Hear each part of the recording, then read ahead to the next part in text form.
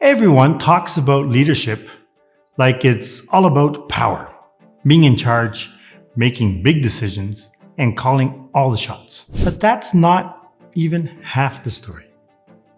St. Elizabeth of Hungary shows us a very different kind of leadership.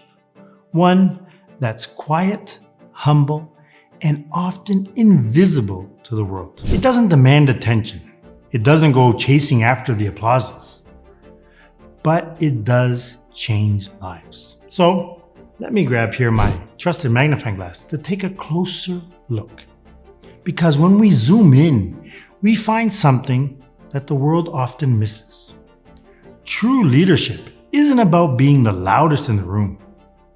It's about lifting others up, even when no one is watching. Are you ready to see what real leadership looks like? Okay, let's dive in.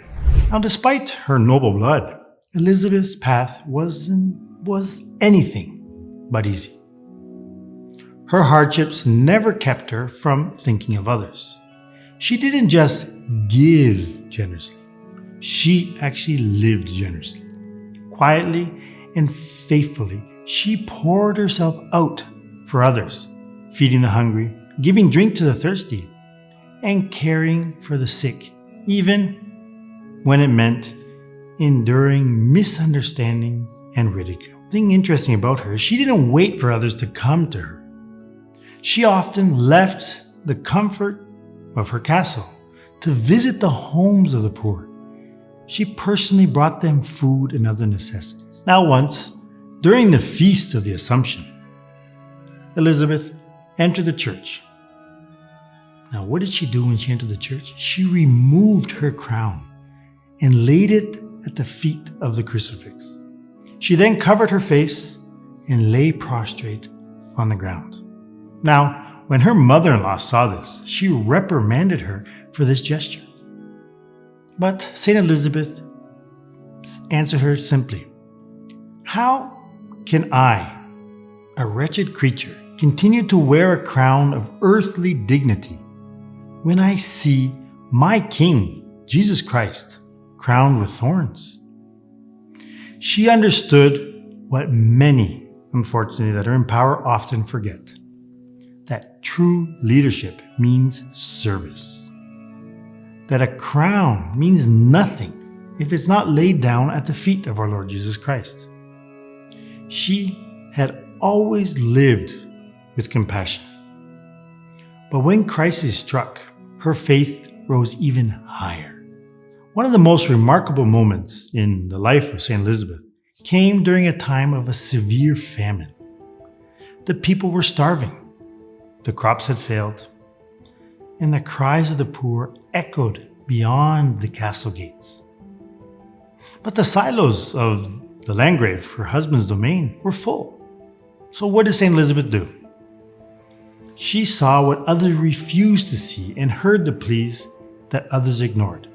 She opened the doors of the silo. And every morning, she had her bakers go and get grain from the storehouses, and under her direction, bake bread that was later distributed to all those in need. But, as we often know, not everyone was moved by compassion, and word quickly spread among the nobility. And members of Ludwig's family were furious at St. Elizabeth, and they accused her of recklessness. They blamed her for depleting their reserves. And they started saying that her generosity would cost them greatly, and that the grain would run out. But she didn't pay heed to that. She kept on giving. Now what happened afterwards left them all speechless.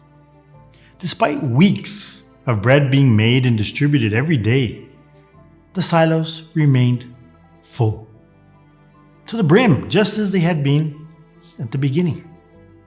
No matter how much grain was taken for the bread to make bread for the poor and the starving, the supply was never depleted. Now this miracle was undeniable. The more that she gave, the more there was to give. And this shows us something quite incredible. Charity doesn't empty, it actually multiplies. In this miracle, witnessed by many doubters and skeptics, God confirmed what St. Elizabeth had always believed. And she had always believed that when you are generous for love of God, He will never fail to provide. So let's pause here for a second. And once again, taking my trusted magnifying glass, here's something that is easily overlooked about this moment. We often live like we're afraid to run out of time, out of energy, out of resources. So we start to guard what we have. We hold back. We calculate how much we can afford to give without feeling the loss. But St. Elizabeth shows us something extremely amazing. When we give from a place of love, especially when it costs us, God multiplies what we thought we were losing. But when we give, we should consciously renounce the desire to get something out of it. We should even renounce being recognized as a generous person. Although our acts might have that effect, we must renounce the desire. It's hard, isn't it? But this will save us from running out, and it will save us from going crazy. It's still hard, right? It will become much easier with a little secret that I will share with you in a moment. Maybe you feel like you don't have enough. You don't have enough patience, enough strength, enough joy to pour out anymore. But here's the truth St. Elizabeth's life tells us. When your hands are open, God fills them. And when your heart is surrendered, He does the multiplying. God doesn't ask us to give what we don't have. He simply asks us to trust Him with what we do have. And when we do, when we step out in faith, like St. Elizabeth, we discover something extraordinary. The silos will never empty. Not because we're sufficient, but because He is.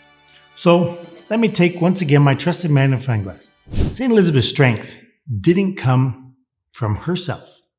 She had help. And there is something people often overlook when they talk about saints like St. Elizabeth. She didn't do all this on her own. So let's uncover the secret behind her generosity as a leader. It wasn't about avoiding hardships. We already know she went through plenty of them. It was about aligning her heart with God's plan for her life. St. Elizabeth shows us what happens when our Lord Jesus Christ becomes the center. In choosing Him, she chose the path that leads all the way to eternity. And behind the scenes of Elizabeth's generosity was none other than our Blessed Mother. Behold, the secret that I had mentioned. If we feel like we don't have what it takes to live with that same generous heart, ask the Blessed Virgin Mary for her help, and she will guide you on the path. Maybe today is the day to stop carrying all of it alone. Maybe it's time to say, "My mother, I am yours. I don't have much, but what I have, I give it to you. Help me follow Jesus." So to do that, I invite you to make your consecration to our Blessed Mother. Because once you belong to her, you'll never be alone. And nothing you give is never wasted. I'll leave a link for this consecration in the description below, and it's totally free. So what does St. Elizabeth teach us about leadership? That it isn't about being in charge. It's about being humble enough to serve. It's about kneeling before our Lord Jesus Christ with empty hands and let Him do all the multiplying. Now the world tells us to climb higher, speak louder, and take more. But St. Elizabeth shows us something radically different. She shows us that true leadership is hidden. It listens and it bends low. It gives without expecting anything in return. And the strength to lead this way doesn't come from ourselves. It flows from our Lord Jesus Christ and is gently shaped by the guidance of His mother. So if you're tired of carrying the weight alone, if you long to lead with more love and less pride, maybe it's time to surrender your crown as St. Elizabeth did. Say this to our Blessed Mother: I am yours. Teach me to lead with humility. And she will, because when you walk with her, you are never alone.